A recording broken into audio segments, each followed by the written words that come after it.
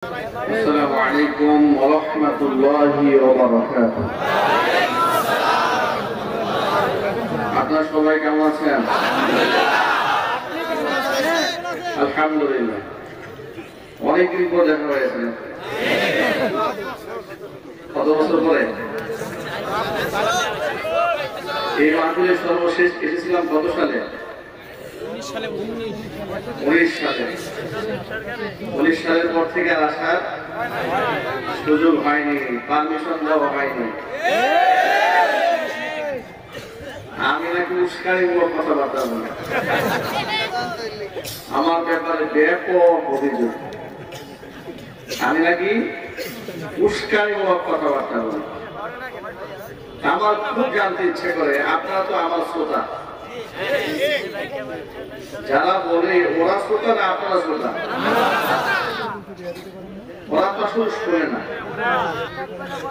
আপনারা শোনেন। ওরা শোনে দুই একটি শব্দ, আগের কথাও শোনে না, পরের কথাও শোনে না। আপনারা পুরোটা শোনেন। আপনাদের আমার বিগত 16 বছরের 95% বক্তব্য রেকর্ড আছে। বিগত 16 বছরে আমি যত ওয়াজ করেছি, যত কথা বলেছি, এর একেবারে অধিকাংশ 95% বললে ভুল হবে না, যেহেতু সবসময় মিডিয়া থাকে। হয়তো কোনো ক্যামেরায় না হয় মোবাইলে রেকর্ড হয়, এবং আমাদের প্রোগ্রামগুলো সবসময় ওপেন ফিল্ডে হয়, কোনো গোপন প্রোগ্রাম আমরা করি না। যদি আমরা এমন কোনো কথা বলতাম যে কথা রাষ্ট্রদ্রোহিতা হয়, যে কথা মানুষের মানবতা বিধ্বংসী কথাবার্তা হয়, পরিবেশ বিধ্বংস হয়, মানুষের মধ্যে ত্রাস সৃষ্টি হয়, মানুষের মধ্যে ফাসাদ তৈরি হয়, এ ধরনের বক্তব্য তো এত মানুষের সামনে এত ক্যামেরা নিয়ে এটা বলা তো মুখ ফুলিয়ে মাথা উঁচিয়ে বলা খুবই মুশকিল ব্যাপার। আর যদি বলেও থাকে তো আমাদেরকে সেই কথার জন্য জবাবদিহিতা করানো, এটা একেবারে খুব সহজ একটা ব্যাপার, ঠিক না বলেন? কিন্তু বিগত জীবনের কোনো বক্তব্যের জন্য আমাদেরকে কোনোদিন কোনো প্রশাসনের কর্মকর্তারা বলেন নাই যে আপনার এই বক্তব্যটা রাষ্ট্রদ্রোহিতা হয়েছে, এই বক্তব্যটা আইন অনুযায়ী ঠিক হয়নি, ধর্মদ্রোহিতা হয়েছে, বা সমাজ বিধ্বংসী কাজ হচ্ছে এই বক্তব্যের কারণে। এমন কোনো অজুহাত তারা দেখাতে পারেনি। না দেখিয়ে অজুহাত একটা দাঁড় করিয়ে দিয়ে কি বলে জানেন? উনি উস্কানিমূলক কথা বলেন, একটা মুখস্থ কথা। যার জন্য মুখস্থ কথা বলার কারণে যেহেতু তাদের কাছে উল্লেখযোগ্য কোনো কারণ থাকে না, এই জন্য আমাদের নামে তারা যখন মামলাটা আমরা দিয়েছে, কারণ মামলা দিতে গেলে তো আমার সঠিক কারণটা দর্শাতে হবে। সঠিক কারণ দর্শাতে না পেরে তারা আমাদের নামে কি মামলা দিয়েছে? মামলা দিয়েছে ওয়াজ মাহফিল থেকে ধরে নিয়ে আমাদেরকে লিখেছে যে আমার পকেটে 16টা ককটেল বোমা পাওয়া গেছে। কথা বুঝতে পেরেছেন? এটা হচ্ছে মামলা। মামলা কি ছিল? আমরা মানিকগঞ্জে মাহফিলে গেলাম, শুনলাম গাজীপুরে আমাদের নাম মামলা হয়েছে, আমরা গাড়ি আগুন দিয়ে পুড়িয়ে দিয়েছি, মামলা দিয়েছি। এই ধরনের রাজনীতি যারা করেন, অনেক সময় আমি প্রতিবাদ জানাই, আর এই প্রতিবাদ জানানো ইমানি দায়িত্ব থেকে করি। সবসময় মনে রাখবেন, সত্য পথের পথিক যারা হয় তারা নির্ভীক হয়। তারা আমাদেরকে কখনো ভয় দেখাতে পারেনি। অনেকবার চেষ্টা করেছে, কখনো মামলা দিয়ে ভয় দেখাতে চেয়েছে, কখনো বাড়িঘর উচ্ছেদ করে দেওয়ার চেষ্টা করেছে, প্রতিষ্ঠানে হানা দিয়েছে, ঘর বাড়ি তছনছ করেছে। আমাদেরকে একটু দমানোর জন্য। আমরা যেহেতু আল্লাহর কথা বলি, আমাদের নমনীয় হওয়ার কিছু না। যদি মোদির পুতেরা উচ্চ আওয়াজে কথা বলতে পারে, আমরা আল্লাহর কথা বলি, ওদের কণ্ঠের আওয়াজের উপরে নিশ্চয় আমাদের কণ্ঠের আওয়াজ উচ্চ হবে। আমাদের ভয় কিসে? সেই কাজগুলো আমরা করেছি।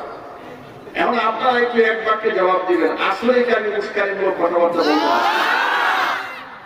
আপনার সাক্ষী দেন। আপনাদের এখানকার অধিকাংশ মুসল্লি। আমি যে ফুটবল অনেক লম্বা সময় জুমার খুতবা দিয়েছি, মাঝখানে 4 বছর ওরা আমাকে নামাজই পড়াতে দেয়, বিনা নোটিশে আমাকে মসজিদ থেকে দাঁড়িয়ে দিয়েছে, বিনা অজুহাতে। মোটামুটি বলেছে একটা কারণ দেখান, তারা বলেছে কোনো কারণ নাই, উপরে নির্দেশ, উনি নামাজ পড়াতে পারবেন। উনি নামাজ পড়ায় এলাকার মধ্যে বিশৃঙ্খলা তৈরি করে। সবসময় মনে রাখবেন, ফিরআউনের কাছে হযরত মূসা কখনোই ভালো হতে পারে না। নমরুদের কাছে ইব্রাহিম আলাইহিস সালাম কোনো কালেই ভালো হতে পারে না। আবু জাহালের কাছে মুহাম্মদ সাল্লাল্লাহু আলাইহি ওয়াসাল্লাম কোনো কালেই ভালো হতে পারেনি। মুহাম্মদ সাল্লাল্লাহু আলাইহি ওয়াসাল্লামের উত্তরাধিকার সত্যিকারের উলামারা আবু জেহেলের নাতি-পুতিদের কাছেও কোনোদিন ভালো হতে পারবে না। আমরা এটা ধরে নিয়েছি ওরা আমাদেরকে কখনো ভালোবাসবে না, এটা ভালোবাসা সম্ভব নয়। কেন সম্ভব নয়? তেল আর পানি যেমন একদিন মিলিত হয় না, কুফর এবং শিরক যেমন মিলিত হয় না, হক এবং বাতিলও কোনোদিন মিলিত হতে পারে না। সত্য পথের পথিক হিসেবে আল্লাহ তাআলা যেন আমাদের সকলকে কবুল করেন। আরো চিৎকার দেবেন আল্লাহুম্মা আমিন। আলহামদুলিল্লাহ আলহামদুলিল্লাহি নাহমাদুহু ওয়া নাস্তাঈনুহু ওয়া নাস্তাগফিরুহু ওয়া নু'মিনু বিহি ونتوكل عليه ونعوذ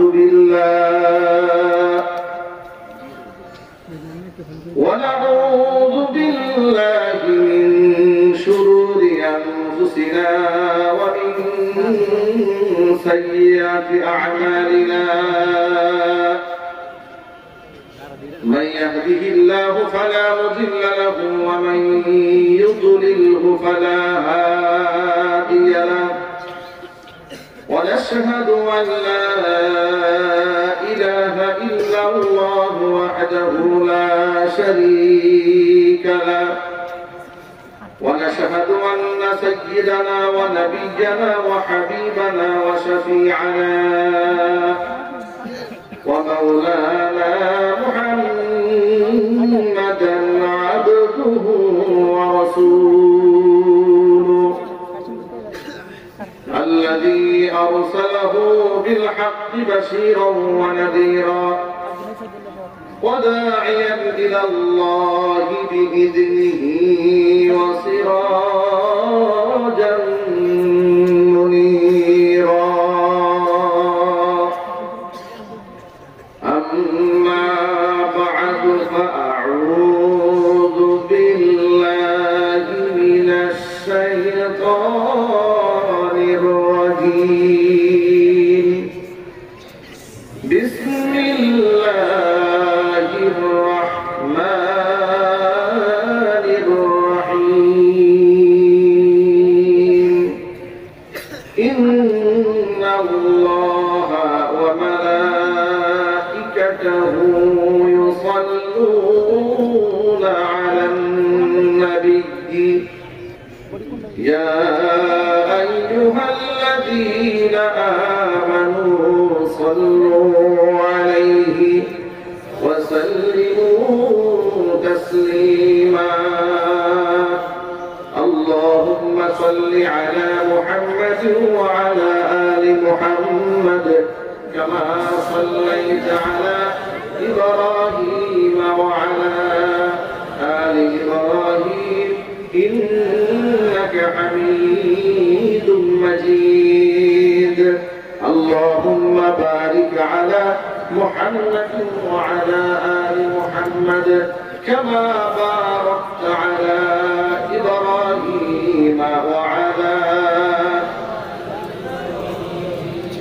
إنك حميد مجيد محبت প্রাণ খুলে সকলে মিলে কিছুক্ষণ জিকির করুন লা ইলাহা ইল্লাল্লাহ লা ইলাহা অপরাধ ভাই স্টেজ মনিটর আওয়াজ দিন এইটুকু লা ইলাহা ইল্লাল্লাহ লা ইলাহা ইল্লাল্লাহ লা ইলাহা ইল্লাল্লাহ লা লা ইলাহা ইল্লাল্লাহ মুহাম্মাদুর রাসূলুল্লাহ সাল্লাল্লাহু আলাইহি ওয়াসাল্লাম। ঈমানের পথে অবিচল থেকে আমার মরণ যেন হয়।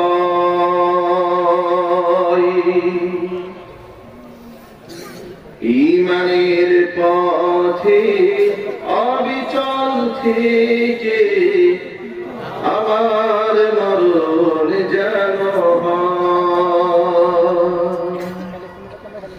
তোমারই কাছে মিনতি আমার,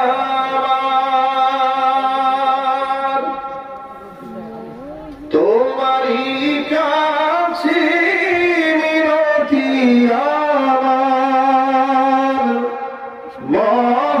মহামহিম দয়াময়।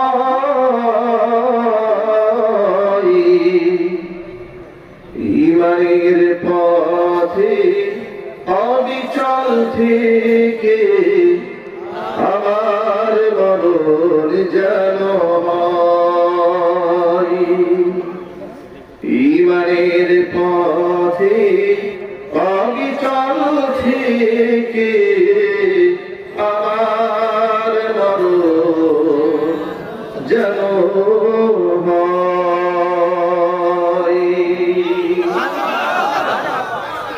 সকলেই বলুন আল্লাহুম্মা আমিন।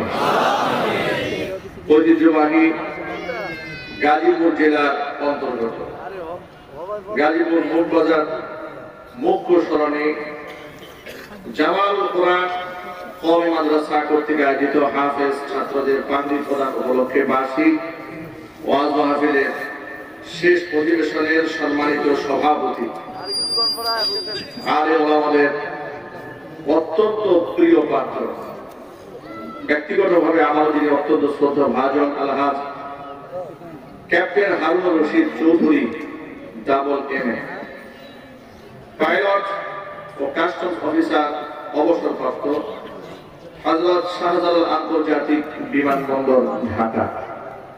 আল্লাহ রাব্বুল আলামিন তার নেক হায়াত দারাজ করুন। আমিন। আলেমদের প্রিয় ভাজন হয়ে থাকা এটা আল্লাহর কাছে মাকবুল হওয়ার এটা বড় একটা আলামত। সাহাবায়ে কিরাম রাদিয়াল্লাহু তাআলা আনহু আজমাইন, তাদের মধ্যে উসামা ইবনে যায়েদ রাদিয়াল্লাহু তাআলা আনহু রাসূলের নাতি হয়, পালক পুত্র যায়েদ রাদিয়াল্লাহু তাআলা আনহুর ছেলে। তার উপাধি ছিল হিব্বু রাসূলিল্লাহ সাল্লাল্লাহু আলাইহি ওয়াসাল্লাম। তিনি ছিলেন রাসূলের ভালোবাসার পাত্র। হাদিসের ওই ভাষ্য অনুযায়ী আমরা বলতে পারি ক্যাপ্টেন হারুন রশিদ চৌধুরী সাহেব ইনি হচ্ছেন হিব্বুল উলামা, আমাদের ভালোবাসার পাত্র। আল্লাহ রাব্বুল আলামিন দ্বীন ও ইসলামের খেদমতে আল্লাহ পাক তাকে কবুল করেন। আমিন। তার হৃদয়কে আল্লাহ পাক আরো অনেক বেশি প্রশস্ত বানিয়ে দেন। আমিন। তার সন্তানদেরকে আল্লাহ তাআলা কবুল করেন। আমিন। উপস্থিত আজকের এই ওয়াজ মাহফিলের সম্মানিত প্রধান অতিথি ডক্টর মোহাম্মদ আশিক কবির চৌধুরী সাহেব, dean school of under graduate studies, জাতীয় বিশ্ববিদ্যালয় বাংলাদেশ। এমন একজন সম্মানিত মেহমানকে আজকে ওয়াজ মাহফিলে পেয়ে আমরা নিজেরা পুলকিত অনুভব করছি এবং আমরা তাকে অন্তরস্থল থেকে মোবারকবাদ জানাচ্ছি। আল্লাহ রাব্বুল আলামিন এমন একজন শিক্ষাবিদকে দ্বীন ও ইসলামের খেদমতে কবুল করে নেন এবং তার শিক্ষা কার্যক্রম সঠিকভাবে আঞ্জাম দেওয়ার তৌফিক আল্লাহ পাক তাকে দান করেন। এছাড়াও আনন্দিত আজকের উদ্বোধক মুফতি আব্দুল কাদের মোল্লা, এমডি জীবন হজ গ্রুপ বাংলাদেশ, অর্থ সচিব হজ অ্যাসোসিয়েশন অফ বাংলাদেশ। মুহতারাম মুফতি আব্দুল কাদের মোল্লা, আল্লাহ পাকের এই বান্দা বিভিন্ন মাহফিলে নিজের পক্ষ থেকে ডোনেশন করেন, অর্থ প্রদান করেন, সহযোগিতা করেন বিভিন্ন মাহফিলে, বিভিন্ন সামাজিক কর্মকাণ্ডে। আমরা তার জন্য অন্তঃস্থল থেকে দোয়া করি আল্লাহ পাক তার ইলমে, তার আমলে, তার খিদমাতে বারাকা দান করেন। এসব আমন্ত্রিত বিশেষ অতিথিবৃন্দ, হাজারাত ওলামায়ে কেরাম, মুরব্বিয়ান ইজম অত্র এলাকা এবং পার্শ্ববর্তী এলাকার বিভিন্ন প্রান্ত থেকে ছুটে আসা দিনদরদি ঈমানদার পরহেজগার মুত্তাকি মুসলিম ভাইরা, পর্দার অন্তরে অবস্থানরত আমাদের সকলের শ্রদ্ধাভাজন পর্দানিশীন মা এবং বোনেরা, মহান আল্লাহ রাব্বুল আলামিনের দরবারে আলিশান লাখো কোটি শুকরিয়া আদায় করছি যে মহান মনিব জগদ্দল পাথরের মতো চেপে বসা এক দাপট এবং ক্ষমতাধর স্বৈরাচারীর জুলুম থেকে, নির্যাতন থেকে, শোষণ থেকে জুলাই আগস্টের বিপ্লবের গণ অভ্যুত্থানে আল্লাহ রাব্বুল আলামিন আমাদেরকে নতুন বাংলাদেশ উপহার দিয়ে স্বৈরাচারীর কবল থেকে আমাদেরকে মুক্ত করে দিয়েছেন। স্বাধীনভাবে কথা বলার মতো পরিবেশ তৈরি করে দিয়েছেন। এখন স্টেজে ওঠার আগে কেউ আমাদেরকে বলে না হুজুর দেশের অবস্থা ভালো না, একটু বুঝে শুনে ওয়াজ করবে, কেউ একটা স্লিপ দেয় না আমাদেরকে। অথচ আগে স্বৈরাচারী আমলে এমন মাহফিল খুব কম পেয়েছি যেখানে আমাদেরকে স্লিপ দেওয়া হয়নি। মাহফিলের পারমিশন নিতে গিয়ে থানায় বেনামাজিদের পিছনে দৌড়াতে দৌড়াতে অবস্থা খারাপ হয়ে যায়। আলেমরা কি বয়ান করবে সেই বক্তব্য শিখাই দিত জাহেলরা। একটু জোরে বলতে হবে, ঠিক কিনা বলেন? আচ্ছা, আলেমরা কি ওয়াজ করবে সেটা কি জাহেলরা শিখাই দিবে? আলেম এত বছর পড়াশোনা করে কি করলো? তোমার মতো পেশাব করে পানি নেওয়া দাঁড়ায় তুমি পেশাব করো, তোমার কাছ থেকে শিখতে হবে। বেনামাজি লোকে আমাদের উপর ক্ষমতারি করতে, মাহফিল মঞ্চে এসে আলেমদেরকে অপমান করেছে এমন শত শত নজিরা এ দেশে আছে না? বক্তার সামনে দিকে মাইকটা কেড়ে দিয়েছে, পোস্টার হয়েছে যে আগামীকাল কাশিমপুর ফুটবল মাঠে আমার মাহফিল। কাশিমপুর জোন অঞ্চলে বিরাট একটা ফ্যাক্টরি আছে মাল্টিফ্যাবস।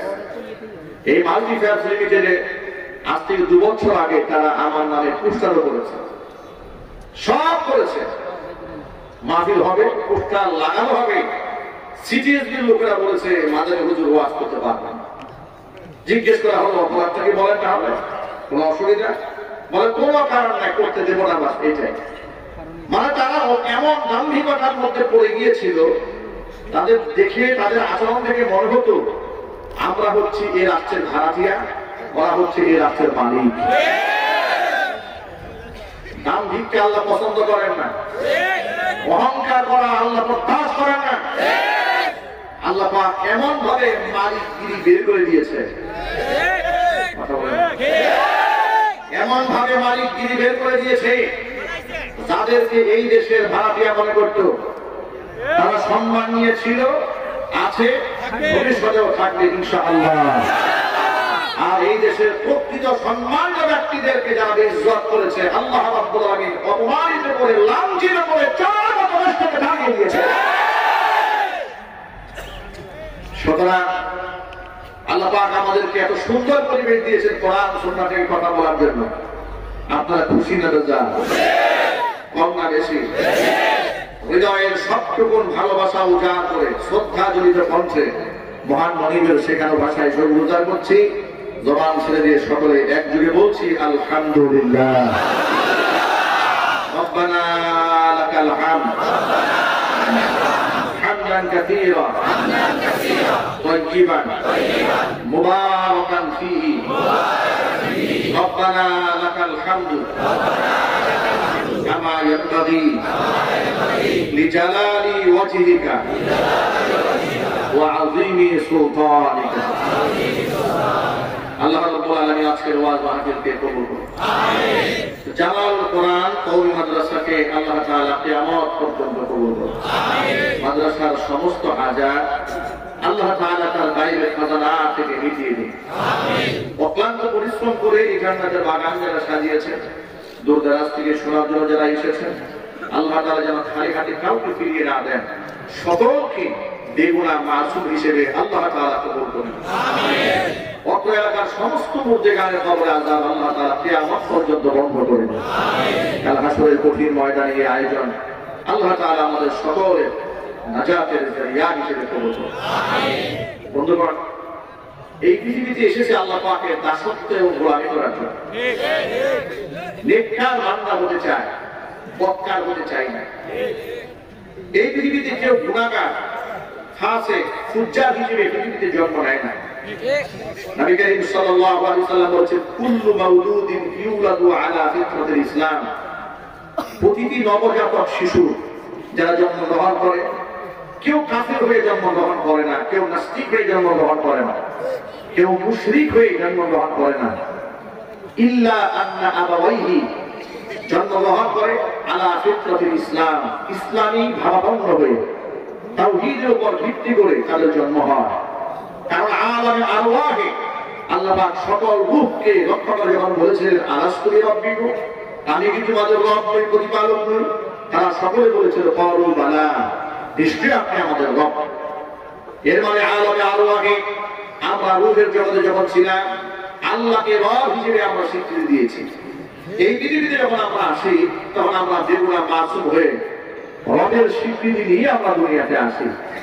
কিন্তু ইল্লা আন্না আবাওয়াইহি, তবে তার বাবা মা ইউহাব্বিদানিহি ওয়া ইউমাজ্জিসানিহি ওয়া ইউনাসসিরানি, তার বাবা মা তাকে ইহুদি বানায়, বাবা মা সন্তানকে খ্রিস্টান বানায়, বাবা মা সন্তানকে মূর্তি পূজারী বানায়, অগ্নি পূজারী বানায়। এই সমাজ মানুষকে নষ্ট করে দেয়, কথা বলতে হবে ঠিক। এজন্য কোন নবজাতক শিশু যদি মুশরিকের ঘরেও জন্ম নেয়, বালিগ হওয়ার আগেই ব্যক্তি যদি মারা যায়, তাহলে সে জাহান্নামী হবে না, সেই ব্যক্তি জান্নাতি হবে। যত ভাইরা এখানে এসেছেন, আল্লাহর নবী সাল্লাল্লাহু আলাইহি ওয়াসাল্লাম বলেছেন, মানুষ যেহেতু আল্লাহর ফিতরাত, দ্বীনের ফিতরাতের উপর জন্মগ্রহণ করে দুনিয়াতে আসে, সুতরাং তার পরিবেশ তাকে নষ্ট বানিয়ে দেয়, বাবা মা নষ্ট বানিয়ে দেয়। বাবা মা তার জন্য জান্নাতের ওসিলা হয়ে যায়, বাবা মা তার জন্য জাহান্নামের কারণ হয়ে দাঁড়ায়। আজকে আমাদের সন্তানেরা মাথার মধ্যে পাতি পেয়েছে, 30 পারা কোরআনকে তারা হিফজ করেছে। আমার ভাষায় আমি বলবো, ধন্য মায়ের ধন্য সন্তানরা 30 পারা কোরআনের হাফেজ হয়। এই পৃথিবীতে যত হাফেজ কোরআন রয়েছে, কোরআনের ধারক এবং বাহক রয়েছে, তারা আল্লাহর কাছে এতটাই সম্মানিত আর মর্যাদার পাত্র। তারা যখন রাস্তায় হাঁটে, পৃথিবীর সম্মানিত ব্যক্তিদেরকে, রাজা বাচ্চাদেরকে লাল গালিচে সম্বর্ধনা দেওয়া হয়, আর হাফেজ কোরআনরা রাস্তায় যখন হাঁটে, ফেরেশতারা রহমতের জানাগুলো কার্পেট হিসেবে পায়ের নিচে বিছিয়ে দেয়। কোরআন হচ্ছে সম্মানের প্রতীক। হাফেজ সাহেব কত সুন্দর করে তিলাওয়াত করেছেন। মনে রাখবেন, বিশুদ্ধভাবে দক্ষতার সাথে যারা কোরআন তিলাওয়াত করে, নবী করিম সাল্লাল্লাহু আলাইহি ওয়াসাল্লাম বলেছেন, আল মাহিরু বিল কুরআনি মা'আস সাফারাতিল কিরামিল বারারা, দক্ষতার সাথে বিশুদ্ধভাবে যারা তিলাওয়াত করে তাদের মর্যাদা এতটা উপরে, নৈকট্যপ্রাপ্ত ফেরেশতাদের সমতুল্য তারা হয়ে যায়।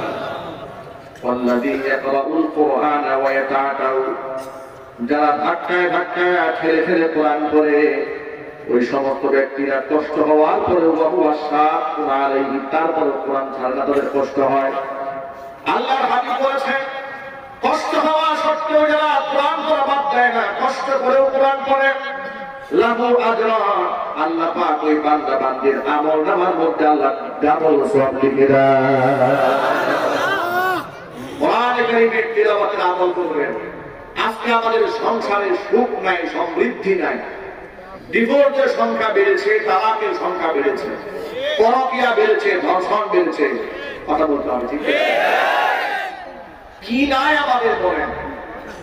আজ থেকে 50-52 বছর আগে লোক সংখ্যা কম ছিল, জনসংখ্যা কম ছিল, অভাব ছিল, অনটন ছিল। মানুষ, আমারও ছোটবেলার কথা মনে আছে, গ্রামগঞ্জে যখন আমরা থাকতাম, মানুষ এতটা খেতে পারতেন না, এতটা করতে পারতেন না।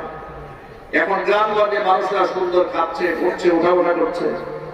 এত কিছু থাকার পরেও কেন সমাজের মধ্যে ডিভোর্সের সংখ্যা বাড়বে? কেন তালাকের সংখ্যা বাড়বে? আগে খেয়ে না খেয়ে স্বামীর সাথে মাঠে ঘাটে মহিলারা দিনের বেলায় প্রচন্ড রোদে কাজ করেছে, কৃষক স্বামীর জন্য খাবার বাছাই করে বহন করে শেষ পর্যন্ত পৌঁছে দিয়েছে। এত কষ্টে জীবিকা নির্বাহ করেছে, সংসার করেছে, ৫-৭টা সন্তানের জননী হয়েছে। সংসারে এত অভাব থাকার পরেও তালাক হয়নি, ডিভোর্স হয়নি। আর এখন ঘরের মধ্যে এসি আছে, ডিসি আছে, ফ্রিজ আছে, লাক্সারিয়াস সব ইকুইপমেন্ট আছে। জীবনকে এত সুন্দর করে বানানো যায়, সেই সংসারের মধ্যে তাও তাও করে আগুন জ্বলে কেন? কথা বলতে হবে, ঠিক কিনা? সব আছে, সুখ নাই।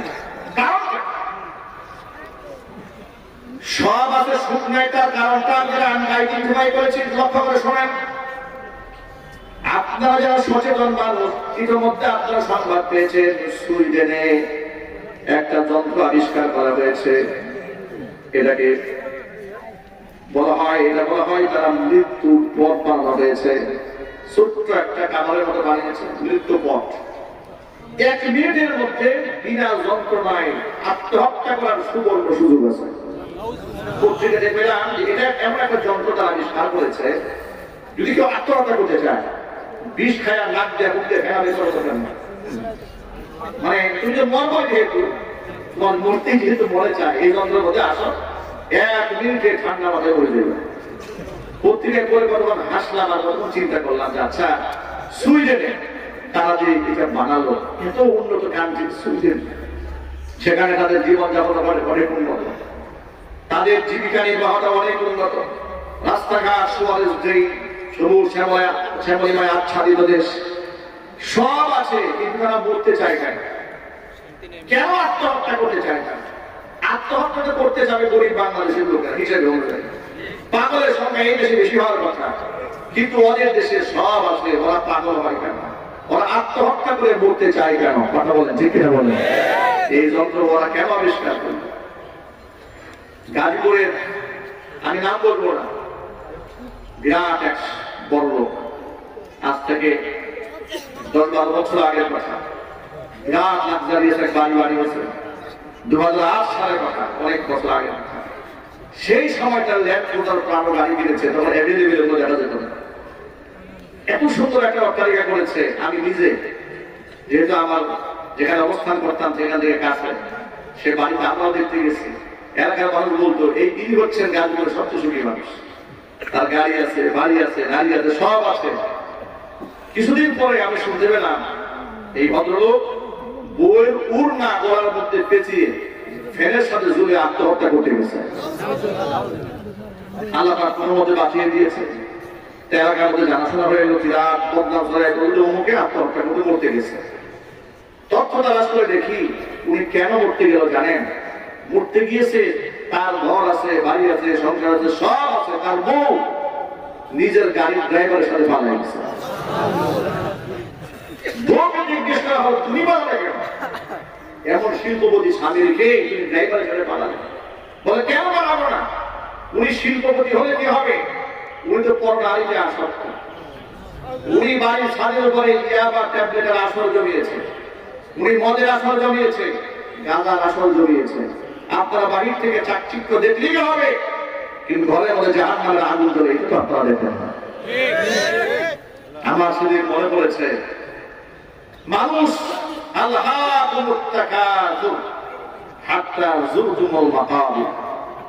মানুষ প্রাচুর্যের অহংকার মানুষকে উদাসীন এবং গাফিল করে দিয়েছে। কথা বলতে হবে, ঠিক কিনা বলে?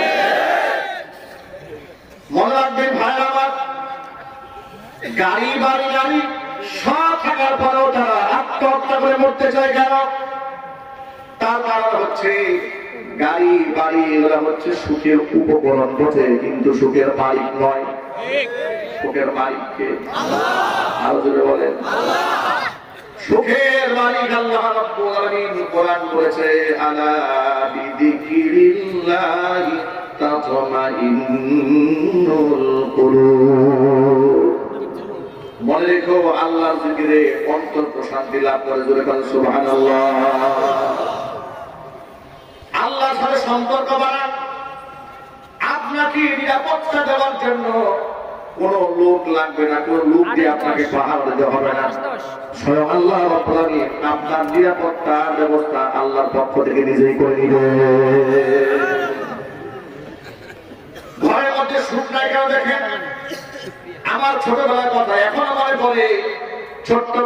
আমি প্রাইমারি স্কুলে পড়তাম, স্পষ্ট মনে আছে ফজরের নামাজটা আমি জামাতের সাথে মসজিদে গিয়ে তখন আদায় করেছি শিশুকালে জামাতে নামাজ পড়তাম এবং কায়দা নিয়ে বড় লম্বা কায়দা নিয়ে দৌড়ে মক্তবে ফুরকানিয়া মাদ্রাসায় যেতাম।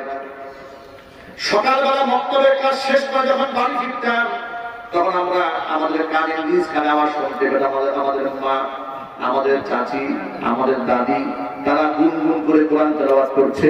তাদের তেলাওয়াতের সে গুনগুন আওয়াজ ঘরের বাহির থেকে শোনা যেত। আজকে আমাদের ঘরের মধ্যে আছে টেলিভিশন, ঘরের মধ্যে আছে ডিশ অ্যান্টেনা, যার দরুন ঘরের মধ্যে রাত 12টা, 1টা, 2টা পর্যন্ত নাটক চলে, সিনেমা চলে। রাত 2টা, 3টা পর্যন্ত নাটক আর সিনেমা যে ঘরে চলে ওই ঘরের মধ্যে তো ফজরের নামাজ হওয়ার প্রশ্নই আসে না। যার দরুন সব আছে, এসি আছে, ফ্রিজ আছে, মডার্ন ইকুইপমেন্ট সব আছে। হাই লাক্সারি লাইফ লিড করার পরেও ঘরের মধ্যে সুখ নাই, ঘরের মধ্যে শান্তি নাই। মা বোনেরা কথাগুলো মনোযোগ সহকারে শোনেন, বাবারাও কথাগুলো গুরুত্ব সহকারে শোনেন। যদি ঘরের মধ্যে শান্তি কায়েম করতে মনে চায়, এই সন্তানরা যেমন কোরআন কারীম আলমদের সাথে তেলাওয়াত করছে, এই যে ছোট্ট ছোট্ট মাসুম বাচ্চারা মাথার মধ্যে আছে পাগড়ি পেয়েছে, আপনারা কি মনে করেন এটা ফেরেশতা এসে এক ধাক্কা দিয়ে পেটের মধ্যে ঢুকাই দিয়েছে? এটাকে অর্জন করতে গিয়ে কি পরিমাণ স্ট্রাগল করতে হয়েছে, কত সংগ্রাম করতে হয়েছে। রাত যখন ভোর 4টা বাজে, 3:30 বাজে, অভিজ্ঞতার জন্য বলবো হিফজখানা মাদ্রাসাগুলোর মধ্যে একটু ঢোকেন, মাদ্রাসাগুলোর মধ্যে একটু ঢোকেন, গিয়ে দেখবেন রাত 2:30 বাজে, 3টা বাজে, বেগুনা মাসুম বাচ্চারা তাহাজ্জুদের নামাজে দাঁড়িয়ে আছে। আমি নিজে হিফজখানা ছাত্র, আমি রাত 3টা বাজে আমার কম্পিটিশন করতাম কে কার আগে ঘুম থেকে জাগবে। যদি কোনদিন দেখেছি আমার আগে কেউ উঠেছে, যদি দেখেছি কেউ 3টায় উঠেছে, আমরা প্রতিযোগিতা করে পরের দিন 2:30টায় ঘুম থেকে উঠে যেতাম। কার আগে কে সবক শোনাবে? আল্লাহ কোরআনকে যারা এমন মহব্বত করে অন্তরে ধারণ করে, আল্লাহ পাকের কাছে তাদের সীমাহীন মর্যাদা হয়ে যায়। কত সম্মান হয় শোনেন। মান ক্বারাআল কুরআনা ওয়া আমিলা বিহি উলবিস ওয়ালিদাহু তাজান ইয়াউমাল কিয়ামাহ দাউহু আহসানু মিন দাউই শামসি। এই পৃথিবীতে যারা আল্লাহর কোরআন তেলাওয়াত করে, কোরআন পড়ে এবং সেই অনুযায়ী যারা আমল করে, কিয়ামতে তার বাবা এবং মাকে আল্লাহ নূরের তাজ পরাবেন, মুকুট পরাবেন, যে মুকুটের আলো পৃথিবীর সূর্যের চাইতে উত্তম হবে। শুধু মুকুট পরায় ক্ষান্ত হবে না,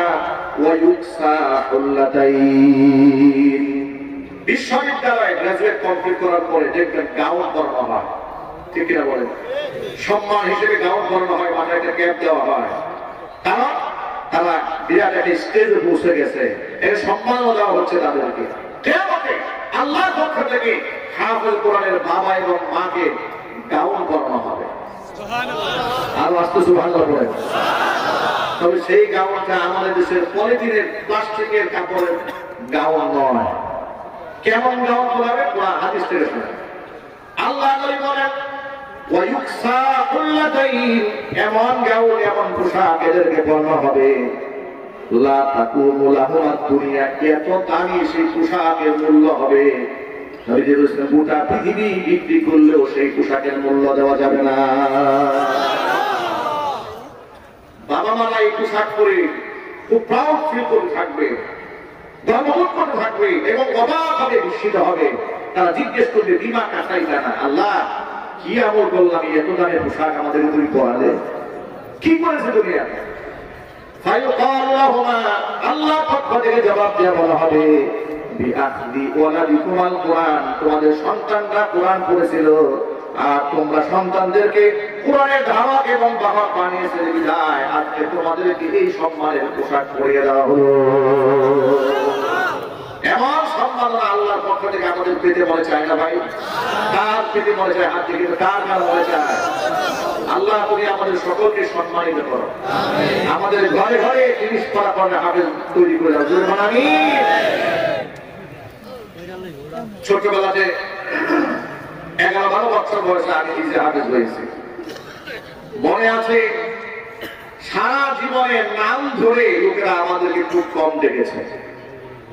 বয়স 11, লোকেরা কি বলতে জানেন? হাফেজ সাহেব এদিকে আসেন। সুবহানাল্লাহ বলে।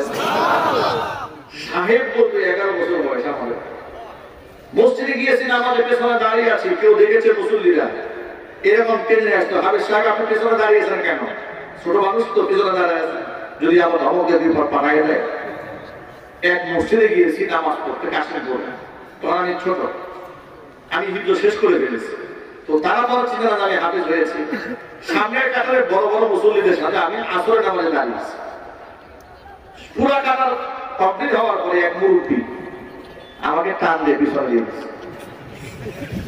ছোট মানুষ সামনে দাঁড়িয়েছিল না, আমাদের দাঁড়ানো অবস্থায় আমাকে টেনে পিছনে দিয়েছে। ছোট মানুষ সামনে দাঁড়িয়েছিল কেন? পিছনে দিয়েছে, চেনে নাই। যারা চিনেছে তারা টেনে আমার সামনে দিয়ে গেছে। হাফেজ সাহেব সামনে আসেন। সুবহানাল্লাহ বলেন না?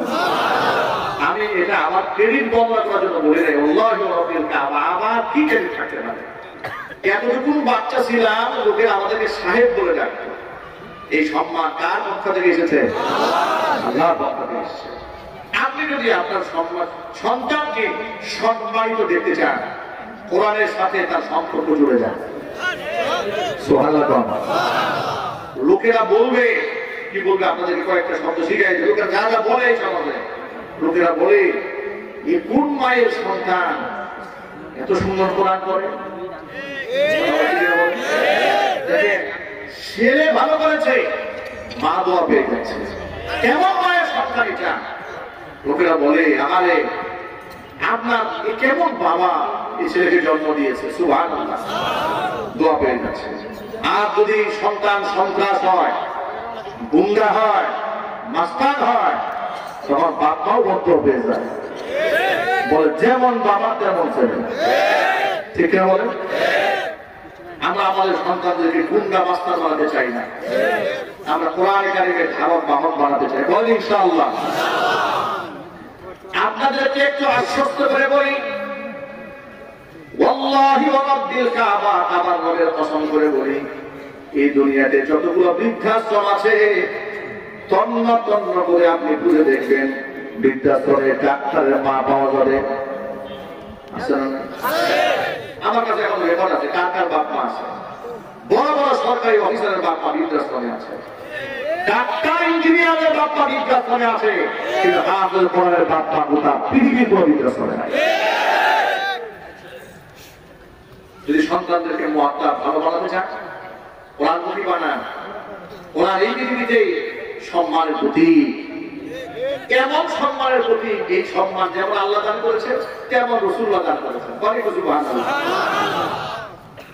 আল্লাহর নবীর একজন বিখ্যাত সাহাবী নাম উবাই ইবনে কাব রাদিয়াল্লাহু তাআলা আনহু। ইন্নাহু কানা কাতিবাল ওয়াহয়ি। আল্লাহর নবীর উপর যখন কোরআন নাযিল হতো, যারা কোরআনকে লিখে সংরক্ষণ করতেন তাদের মধ্যে অন্যতম একজন ছিলেন উবাই ইবনে কাব। লিখে লিখে কোরআন সংরক্ষণ করতেন এবং তিনি পৃথিবীর প্রথম সারির কোরআনের হাফেজ ছিলেন। নবীজির ইন্তেকালের পরে যেই জায়নামাজে দাঁড়িয়ে রাসূলুল্লাহ তারাবির নামাজের ইমামতি করেছিলেন, আল্লাহ নবীর ইন্তেকালের পরে ঠিক সেই জায়নামাজে দাঁড়িয়ে আল্লাহ নবী সাল্লাল্লাহু আলাইহি ওয়াসাল্লামের সাহাবী উবাই ইবনে কাব রাদিয়াল্লাহু তাআলা আনহু সাহাবায়ে কেরামদেরকে পিছনে রেখে তারাবির নামাজের ইমামতি করিয়েছে। একদিন এই উবাইকে আল্লাহর হাবিব দেখে বলছেন, ইয়া উবাই, আমারনি আযজা ওয়া জাল্লা আন আকরা আলাইকা লাম ইয়াকুনিল লাযীনা কাফারু মিন আহলিল কিতাব। ও উবাই শোনো, আল্লাহ তাআলা আমাকে হুকুম করেছেন আমি যেন তোমাকে সূরা বাইয়িনা তেলাওয়াত করে শোনাই। উবাই ইবনে কাব বলেন, ইয়া রাসূলুল্লাহ, আওয়াজ সম্মানি ইয়া রাসূলুল্লাহ, হে আল্লাহর রাসূল, আপনি যে বললেন আল্লাহ আমাকে কোরআন শোনাতে বলেছে, আল্লাহ কি তার পবিত্র জবানে আমার নামটাকে উচ্চারণ করেছে নাকি? নবীজি বললেন, হ্যাঁ, আল্লাহ তোমার নাম ধরে বলেছে উবাইকে কোরআন শোনাও। কেন উবাইকে কোরআন শোনাবে? উবাই ছিলেন কোরআন শরীফের শিক্ষক, যারা মুসলিম, যারা নতুন নতুন ইসলাম ধর্ম গ্রহণ করতে, তাদেরকে উবাই ইবনে কাব রাদিয়াল্লাহু তাআলা আল্লাহ পাকের কোরআন শেখাতেন। সুবহানাল্লাহ। আপনারা আপনারা এক বাক্যে জবাব দিয়ে বলেন তো, শহীদদের কোন হিসাব হবে কিয়ামতে? আরো জোরে। শহীদদের সম্মান আছে না নাই? শহীদরা কি পড়ে যায় না জিন্দা থেকে যায়? কসম আল্লাহ, শহীদরা পড়ে না, এটা আল্লাহ পাক কুরআনে নিজেই বলেছেন। ولا تقولوا لمن يقتل في سبيل الله أموات بل أحياء ولكن لا تشعرون। যারা আমি আল্লাহর রাস্তায় নিহত হয়েছে তাদেরকে তোমরা মৃত বলো না, ওরা জীবিত। জোরে বলেন সুবহানাল্লাহ। কিন্তু তোমরা টের পাও না। শহীদরা রক্তাক্ত থাকে, শহীদদেরকে গোসল দেওয়ানো হয় না, রক্ত মাখা জামা কাপড়ে তাদেরকে জানাজা পড়াইয়া হুবহু ওই কাপড়ে তাদেরকে কবরে মার্জন করা হয়। শহীদ রক্তাক্ত অবস্থায় জামা চেঞ্জ করা হয় না, তাদেরকে গোসল দিয়ে রক্তটা ধোয়া হয় না, কারণ শহীদের রক্ত নাপাক থাকে না, এটা পাপ হয়ে যায়। কিয়ামতে শহীদরা যখন দাঁড়াবে, গা থেকে রক্তগুলা ঝরতে থাকবে, মনে হচ্ছে মাত্র আঘাত পেয়েছে। শহীদের রক্ত থেকে দেশের গায়ে গোটা হাসরের মধ্যে ছড়িয়ে পড়বে। আল্লাহ জিজ্ঞেস করবেন তোমাদের অবস্থা কেন? তারা বলবে আল্লাহ তোমার দ্বীনের পতাকা উত্তোলন করার জন্য ইসলামের শত্রু যারা, কোরআনের শত্রু যারা, ধর্মের শত্রু যারা, এদের সাথে লড়াই করেছে, ওরা আমাদেরকে বুলেট দিয়ে ঝাঁঝরা করে দিয়েছে, ওরা তলোয়ার দিয়ে আমাদেরকে ক্ষত বিক্ষত করেছে, সেই ক্ষত চিহ্ন নিয়ে রক্তাক্ত দেহ নিয়ে তোমার সামনে দাঁড়িয়ে গেছি। আল্লাহ পাক বলবেন তোদের কোনো হিসাব হবে না, বিনা হিসেবে আমার জান্নাতে চলে যায়। শুহাদায়ে উহুদ, উহুদের ময়দানে 70 জন সাহাবী শাহাদাত বরণ করেছিলেন। কতজন? 70 জন সাহাবী শাহাদাত বরণ করলেন। আল্লাহর নবী সাল্লাল্লাহু আলাইহি ওয়াসাল্লাম নিজে রক্তাক্ত হয়ে গেলেন, জানদার শহীদ হয়ে গিয়েছিল। মাথার লোহার টুপিটা ভেঙে, লোহার পরা মাথার হাড় ভেঙে ভিতরে ঢুকে পড়েছিল। নবীজি সাল্লাল্লাহু আলাইহি ওয়াসাল্লাম বেহুশ হয়ে পড়ে গিয়েছিলেন। 70 জন সাহাবী ক্ষত বিক্ষত হলেন, জানদার শহীদ হয়ে গেলেন। শত শত সাহাবায়ে কেরাম আহত হয়ে গেলেন। এই যুদ্ধ শেষ হয়ে যাওয়ার পরে 70 জন সাহাবীকে কবরের মধ্যে যখন শোয়ানো হবে, এতগুলো সাহাবীকে কবরের মধ্যে শোয়ানো কোন সহজ কাজ ছিল না, বিরাট কঠিন। কারণ হচ্ছে বাংলাদেশের মাটি আর আমার দেশের মাটি কি একরকম ভাই? এটা পাহাড়ি এলাকা, পাথরীয় মাটি, আর সবাই আহত, ক্ষত বিক্ষত, রক্তাক্ত। এটা তো এত এনার্জি শরীরে নেয় যে 70 জন সাহাবীর জন্য 70টা কবর ভালো করা হবে, এত শক্তি সামর্থ্য নাই। হুজুর বললেন 70 জন শহীদের জন্য 35টা কবর ভালো করো। কবরগুলো বড় বড় করে ভালো করা হলো, কবরের মধ্যে শহীদদেরকে শোয়ানো হবে। একটা কবরের মধ্যে 2 জন করে শহীদকে শোয়ানো হচ্ছে। শোয়াতে গেলে একজনকে সামনে শোয়াচ্ছেন, আরেকজনকে পায়ের কাছে পেছনে শোয়াচ্ছেন। এখন সামনে কাকে শোয়াবে, পেছনে কাকে শোয়াবে, এই যে কাজ কাকে রাসূল সামনে শোয়াবেন? হুজুর জিজ্ঞেস করতেছিলেন সাহাবীদেরকে, সাহাবীরা তোমরা সাক্ষী দাও তো, এই যে 2 জনকে শোয়ানো হবে এই কবরে, এই 2 জনের মধ্যে কোরআন শরীফ একটু ভালো বেশি জানতো কে? সাহাবায়ে কেরাম বললেন হে রাসূল তুলনামূলক ভাবে ইনি একটু বেশি ভালো জানতেন। যা ব্যাপারে সাহাবায়ে কেরাম সাক্ষ্য দিয়েছে ইনি কোরআন বেশি ভালো জানতেন, নবীজি সাল্লাল্লাহু আলাইহি ওয়াসাল্লাম তাকে মাথার কাছে স্থান দিয়েছেন। আর চিল্লায় বলতে হবে সুবহানাল্লাহ। কোরআনের সাথে সম্পর্কিত সংশ্লিষ্ট শহীদদেরকে ক্লাসিফিকেশন করার ক্ষেত্রেও আল্লাহ নবী তারতম্য করেছেন কোরআনের ভিত্তিতে। আল্লাহু আকবার। আজকে এই কোরআনকে আমরা কোনো মূল্যায়ন করি না, কারণ আমরা যখন কোরআনের কথা বলি আমাদেরকে বলা হয় মৌলবাদ, আমাদেরকে বলা হয় জঙ্গিবাদ। কথা বলে ঠিক না? এই যে রাষ্ট্রের সংস্কারের কাজ চলছে, অন্তর্বর্তীকালীন সরকারের কাছে দেশের বিদগ্ধ ওলামারা লিখিত প্রস্তাবনা পেশ করেছেন, রাজনীতিবিদরা দিয়েছেন, বুদ্ধিজীবীরা দিয়েছেন, আমরা ওয়াজ মাহফিল থেকে প্রস্তাবনা পেশ করছি, বিভিন্ন জায়গায় বলে বেড়াচ্ছি, জনসচেতনতা তৈরি করছি। আমাদের দাবি একটা, কোরআন সরাসরি যেখানে দেশে খেলাফত কায়েম হয় নাই, আমরা যদি বলি যে কোরআন দিয়েই পুরা সংবিধান বানান, এটা আপনারা পারবেন না একদিনে। অন্তত পক্ষে সংবিধানের কোনো ধারা কোরআনের সাথে যেন সংঘর্ষ না থাকে। কথা বলছি কিনা বলেন? কোরআন এবং সুন্নাহর সাথে সাংঘর্ষিক কোন ধারা যদি বিগত জীবনে স্বৈরাচারীর আমলে কিংবা বিগত রাজনীতিবিদদের মাধ্যমে হয়ে থাকে, সেটা অত বাতিল বলে গণ্য হবে। এইভাবে ধারাগুলো প্রস্তুত করতে হবে। কোরআন কারীমের শিক্ষা অনুযায়ী সংবিধানের শুরুতে বিসমিল্লাহির রহমানির রহিম সংযোজন করতে হবে। মুসলমান বিসমিল্লাহ ছাড়া কোনো কিছুই শুরু করতে পারে না। নবী করিম সাল্লাল্লাহু আলাইহি ওয়াসাল্লাম বলেছে, যে ব্যক্তি বিসমিল্লাহ ছাড়া কাজ শুরু করে সেটা অপূর্ণাঙ্গ থেকে যায়। গোটা রাষ্ট্র চলবে একটা সংবিধানের উপর ভিত্তি করে, আর তার উপর বিসমিল্লাহির রহমানির রহিম থাকবে না, তা তো হতে পারে না। কথা বলতে হবে, ঠিক কিনা বলেন? এমনকি এই দেশে সকলের হৃদয়ের একটা দাবি আছে। বিগত জীবনে আমরা বহু সংগ্রাম করেছি, মিছিল করেছি, মিটিং করেছি, কাজ হয় নাই, উল্টে আমরা মার খেয়েছি। সেটা কি? সেটা মুহাম্মদ সাল্লাল্লাহু আলাইহি ওয়াসাল্লামকে কেউ যদি গালমন্দ করে, কটাক্ষ করে, কোরআন সুন্নাহর বিরুদ্ধে যদি কেউ কথা বলে, তাহলে তার সর্বোচ্চ শাস্তি মৃত্যুদণ্ডের আইন করে তা বাস্তবায়ন করতে হবে। বিগত জীবনে আমরা কতবার বলেছি কথা, আমরা শাপলা চত্বরে কথা বলে আমরা মার খেয়েছি, আমরা রাস্তাঘাটে আন্দোলন করে আমরা মার খেয়েছি, আমরা আর মার দিতে চাই না। মুসলমান শুধু মার খাবে না, মুসলমান প্রয়োজনে মার দেবে। এবার আল্লাহ কি শুধু মার খেতে বলেছেন? চিল্লায় বলেন। আল্লাহ তাআলা কোরআন মাজিদে কি বলেছেন শোনেন, ইন্নাল্লাহা আশতারা মিনাল মুমিনিনা আনফুসাহুম ওয়া আমওয়ালাহুম বিআন্না লাহুমুল জান্নাহ। নিশ্চয় আল্লাহ তাআলা খরিদ করে নিয়েছে ঈমানদারদের কাছ থেকে তাদের জান এবং মাল, বিনিময় তাদেরকে জান্নাত দান করেছে। এখন জান মাল আল্লাহর রাস্তায় আপনি কেমনে খরচ করবেন তাও আল্লাহ বলে দিয়েছেন। আল্লাহ বলেন, ইউকাতিলুনা ফি সাবিলিল্লাহ, তারা আমি আল্লাহর রাস্তায় তারা লড়বে, ফায়াকুতুলুনা ওয়া ইউকতালুন, আমি আল্লাহর রাস্তায় লড়তে গিয়ে কুফফারদেরকে তারা মারবে, প্রয়োজনে তারা আমি আল্লাহর রাস্তায় মরবে। মরার কথা আল্লাহ পরে বলেছেন, আগে মারার কথা বলেছেন। সুতরাং প্রিয় যুবক ভাইদেরকে বলবেন, যুবক ভাইরা আমার, যেহেতু আমরা মুমিন মুসলমান, ইমানের হালাতে দুনিয়া থেকে বিদায় নিতে চাই, কিন্তু আল্লাহ নবীর কথা বলে দিয়েছেন, মান লাম ইয়াবুযু ওয়া লাম ইউজাফিজ গাজিয়ান, যেই ব্যক্তি কোনদিন জিহাদ করে নাই, জিহাদের সামানাও জোগায় দেয়নি, এমনকি মনের মধ্যে আল্লাহর পথে লড়ার সংকল্প করে নাই, ব্যক্তি যখন মারা যাবে, মা তাআলা শাবাতিন মিনান নিফাক, মুনাফিক হয়ে মারা যাবে। যে ব্যক্তি জিহাদের পরিকল্পনা অন্তরের মধ্যে থাকবে না, সেই ব্যক্তি মুনাফিক হয়ে মারা যাবে। এটা আমার বক্তব্য নয়, এটা কিতাবুল মাগাজিতে বুখারী শরীফের হাদিসের অধ্যায়ের মধ্যে এসেছে। নবী করিম সাল্লাল্লাহু আলাইহি ওয়াসাল্লাম বলেছেন, যার মনের মধ্যে জিহাদের পরিকল্পনা নাই, ব্যক্তি যদি মারা যায় সে মুনাফিক হয়ে মারা যায়।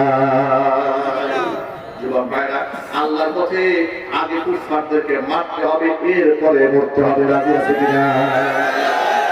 মনে রাখবেন, সাধারণ কাফের যারা, এখানে একটু ভুল বোঝাবুঝির ব্যাপার আছে।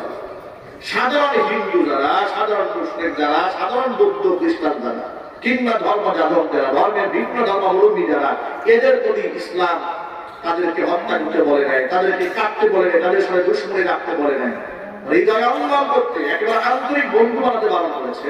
কিন্তু তাদেরকে শত্রুতা ভাবাপন্ন হিসেবে তাদেরকে রাখতে বলা হয় নাই। শত্রুতা ভাবাপন্ন কাদের সাথে করতে বলা হয়েছে? যারা ইসলামকে খাটো করতে চায়, ইসলামকে ব্যান করতে চায়, ইসলামের শিক্ষাকে উৎপাদন করতে চায়, আমাদেরকে হত্যা করতে চায়, মুসলমানদের মসজিদ ভেঙে দিতে চায়, মুসলমানদের আধিপত্য নষ্ট করে হিন্দুত্ববাদ কায়েম করতে চায়, তাদের সাথে আমাদের লড়াই বাকি আছে। কথা একটু বলতে হবে, ঠিক কিনা জোরে বলেন। আজকে আপনি আমি নিজেকে যতই ঢুকায় রাখতে চাই না কেন, জিহাদ, যুদ্ধ, এটা কিন্তু আমাদেরকে হাত ছাড়িয়ে দিয়ে রাখতেছে। কথা বলেন, আপনি নিজেকে সেফ রাখতে পারবেন না। আপনার শত্রুরা বসে নাই, আপনি বসে থাকলেও আপনার শত্রুরা বসে নাই, ওরা যুদ্ধের প্রস্তুতি গ্রহণ করছে। কোরআন আমাদেরকে প্রতিনিয়ত বলে দিয়েছে, তোমরা কুফফার শক্তিদের বিরুদ্ধে তোমাদের অস্ত্রবল নিয়ে রেডি থাকো, প্রস্তুতি গ্রহণ করে থাকো। নির্দেশনা কে দিয়েছেন? আরো ধরে বলে, সেই মুসলমানেরা আজকে বুড়ি বুঝ ছাড়া আর পেট পূজা ছাড়া সেই মুসলমানের আর কোনো কাম নাই। অবস্থা এমন হয়েছে, কিসের জিহাদের জায়গা, এত মসজিদে নামাজ পড়ে না। কথা বলতে হবে, ঠিক কিনা বলে?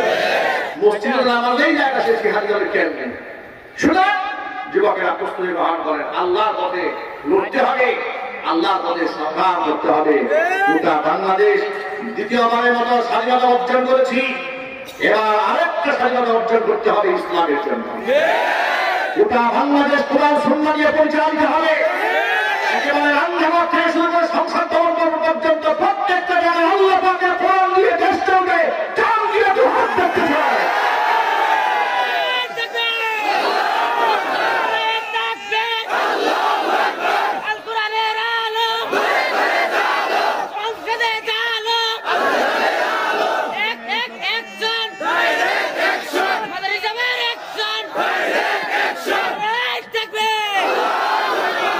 প্রিয় যুবক ভাইরা আমার, জিহাদ আল্লাহর পথে করতে হবে, প্রস্তুতি গ্রহণ করে রাখেন।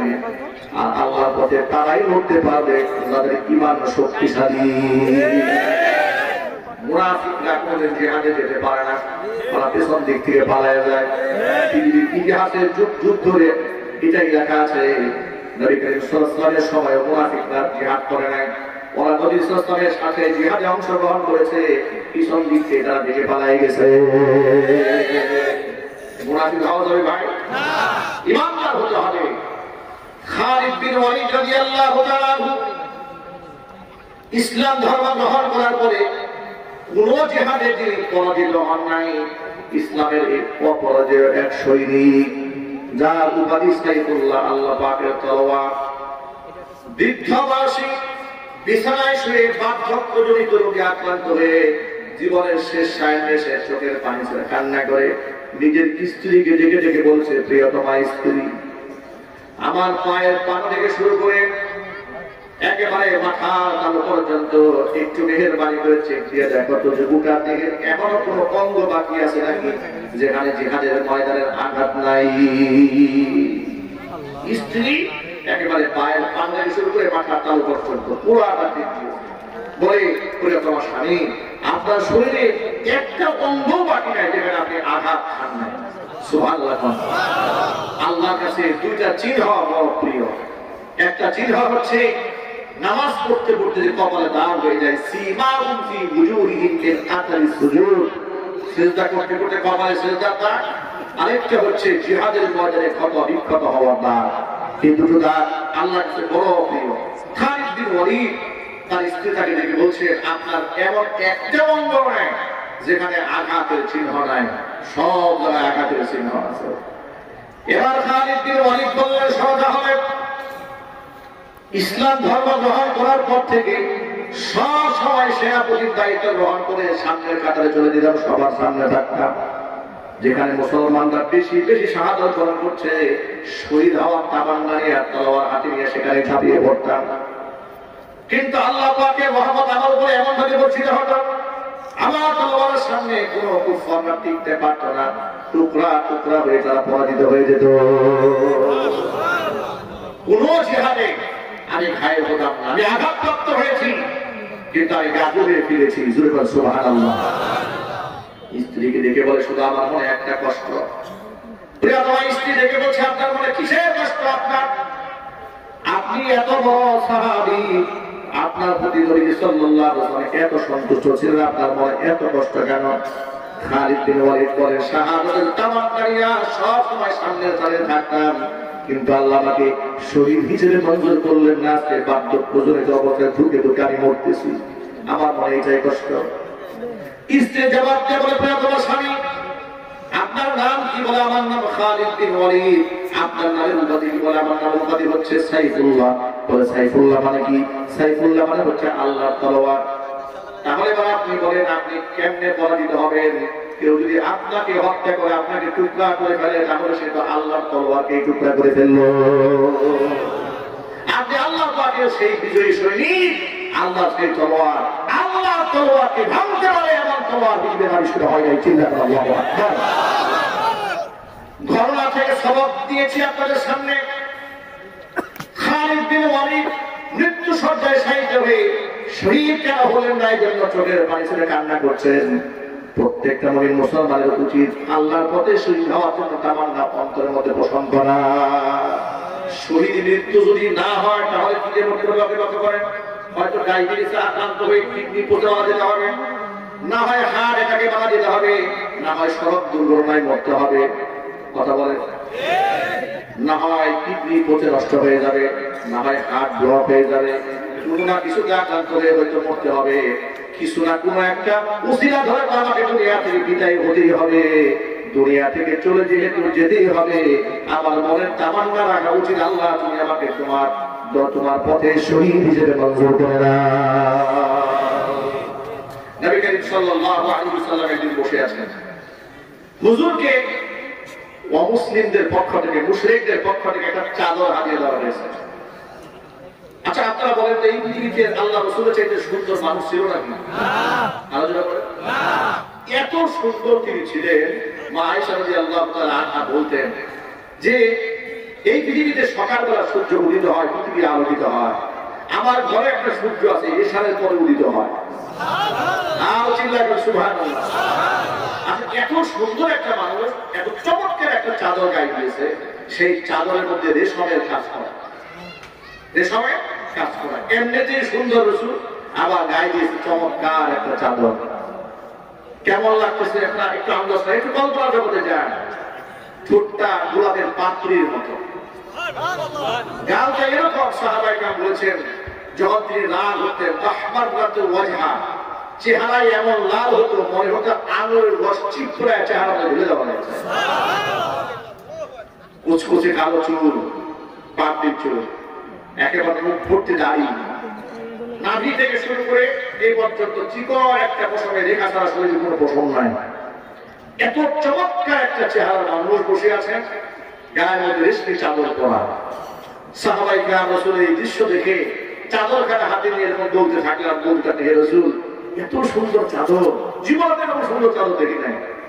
সাহাবায়ে কেরাম রাসূল সাল্লাল্লাহু আলাইহি ওয়াসাল্লাম বুঝতে পারলেন সাহাবীদের মন চাদরের প্রতি একটু ঝুঁকেছে।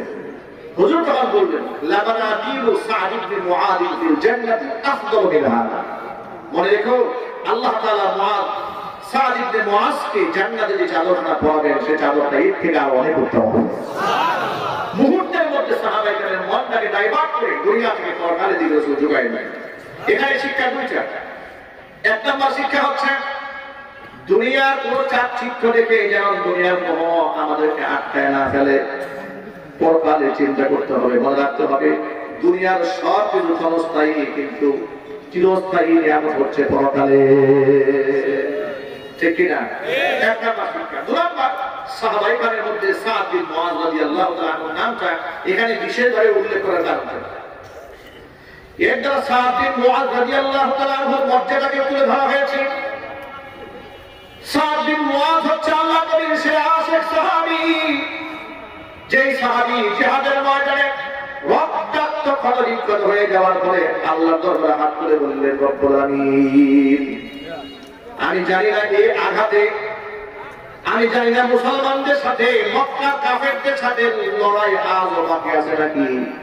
যদি মদিনার মুসলমানদের সাথে মক্কার মুশরিকদের যুদ্ধ বাকি থেকে থাকে, অন্ততপক্ষে এই আঘাতে যেন আমার শাহাদাতটা তোমার দরবারে মঞ্জুর না হয়।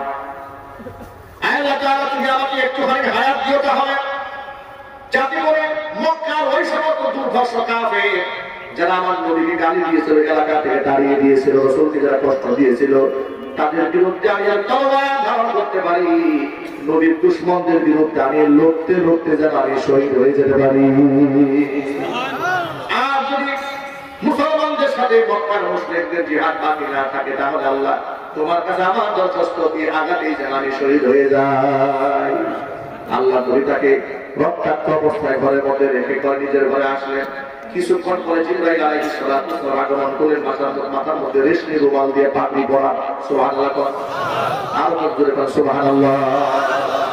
রেশমের কাপড়ের পাগড়ি পরে জিবরাইল আসছে, এসে বলে ইয়া রাসূলুল্লাহ মান মাতা মিন উম্মতিক, আপনার উম্মতের মধ্যে আজকে কোন ব্যক্তি মারা গেছে? নবী সাল্লাল্লাহু আলাইহি ওয়াসাল্লাম বললেন আমি তো জানি না কে মারা গেছে।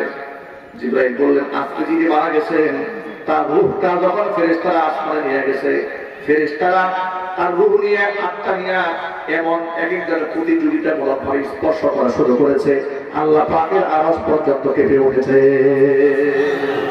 আল্লাহ নবী সা'দ বিন মুআয রাদিয়াল্লাহু তাআলা আনহুর কথা মনে করেছেন, দৌড়ে তিনি যেখানে আহত হয়েছিলেন সেখানে গেলেন, গিয়ে দেখলেন সা'দ বিন মুআয রাদিয়াল্লাহু তাআলা আনহু নিথর দেহটা মাটির সাথে পড়ে আছে, আর তার আত্মাটা বেহেশতের পাখি হয়ে উড়ে গেছে। একটুখানি গান্ধার পরে কতগুলো শিক্ষা রয়েছে এখানে। আল্লাহর পথে তারা সাহাবায়ে কেরাম শাহাদাত কামনা করেছেন, আরেক দিক থেকে তারা নিজের জীবনের চাইতে রাসূলুল্লাহকে বেশি ভালোবেসেছেন, নিজের জীবনকে বাজি রেখেছেন, কুফফারদের বিরুদ্ধে লড়াই করার জন্য প্রস্তুত রেখেছেন। আজকে আমার সামনে যারা বসে আছেন সকলের উপরে উদারতাও বাড়া, আমার জীবনের চাইতে আপনাদের জীবনের চাইতে নবীজিকে সবার আগে বেশি প্রাধান্য দিতে হবে। ইনশাআল্লাহ বলে, ইনশাআল্লাহ, আওয়াজে বলে ইনশাআল্লাহ। কিন্তু কিন্তু বিগত জীবনে আমরা অনেকের ক্ষেত্রে দেখেছি নেতার বিরুদ্ধে কথা বললে উনি গর্জে উঠেছে, নেত্রীর বিরুদ্ধে কথা বলে সংগ্রাম করেছে, কিন্তু গরম করে ফেলেছে, লাঠি আর বাহিনী নিয়ে ঝাঁপিয়ে পড়েছে, কথা বলতে হবে ঠিক না? কিন্তু রাসূলুল্লাহর বিরুদ্ধে কথা বলেছে, উনি নীরব ভূমিকা পালন করেছে, কথা বলে ঠিক না? বলেন মনে রাখবেন, আপনি আমার বিরুদ্ধে কথা বলেন চুপ থাকবেন, আপনি আমার ব্যক্তিগত সাক্ষাৎ করেন আমি চুপ থাকবো, কিন্তু ধর্মের বিরুদ্ধে যদি আপনি ভূমিকা রাখেন আল্লাহর কসম আপনি কত বড় লিডার দেখার আমাদের সময় থাকবে। আমরা রক্ত দিতে জানি, রক্ত আমরা নিতেও জানি। এদেশের ইয়াং এবং তরুণ প্রজন্মের লোকেরা জুলাই আগস্টের বিপ্লবে দেখিয়ে দিয়েছে রক্ত বাজি রেখে, জীবন বাজি রেখে জালিমকে কিভাবে মোকাবেলা করতে হয়।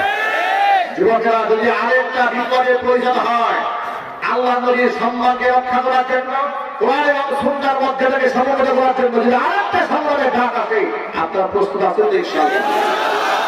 আল্লাহ রাব্বুল আলামিন সকলকে কবুল করেন। যদি কোন আমি কোনো ভয় আছে মনে চিল্লা কোনো ভয় আছে? যারা আল্লাহর পথে চলে, আল্লাহর কথা বলে, আল্লাহকে ভালোবেসে সপেছে জীবন, তাদের কিসের ভয়, কে করে পরাজয়, শহীদি তামান্নাতে নাচে তার মন। যারা আল্লাহর পথে চলে, আল্লাহর কথা বলে, আল্লাহকে ভালোবেসে সপেছে